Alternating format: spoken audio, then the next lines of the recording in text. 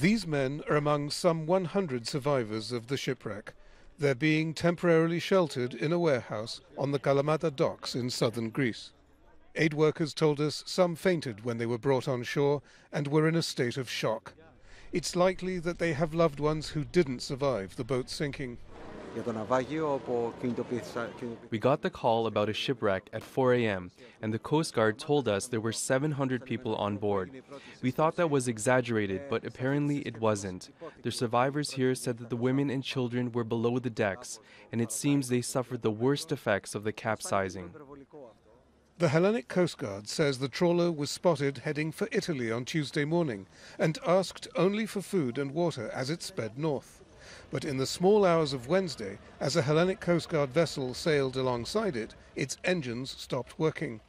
The captain of the Greek Coast Guard vessel said the boat lurched side to side so violently that it capsized and sank in 15 minutes, possibly the result of panic on the overcrowded boat.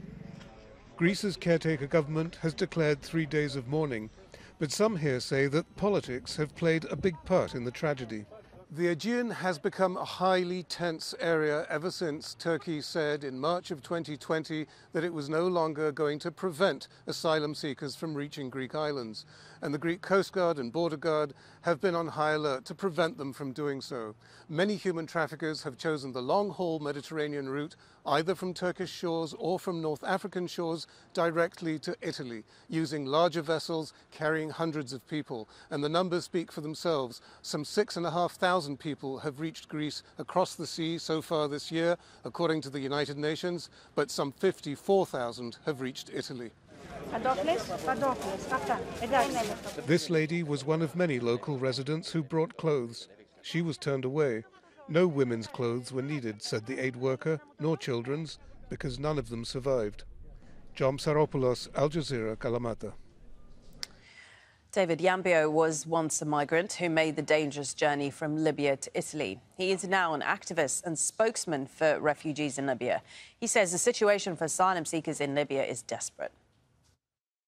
Having the right to be protected in Libya, and then I don't receive this protection because through this mechanism, there is a kind of a network which benefits from my body by detaining me, by putting me into slave labor, by exploiting my family, given this situation. So when we mention EU officials traveling to Libya, talking about different kind of agreement with the state, not being able to visit these detention centers to see how overcrowded it is, because for so many times, 17 times that I was arbitrarily detained in Libya just because I was an asylum seeker, being labeled as illegal immigrant, or immediately put under the category of trying to cross the Mediterranean. So I was in prison for so many times, and constantly in these places, I was subject to slavery, because when I have to work for 3 consecutive months without being paid, without being provided the necessary,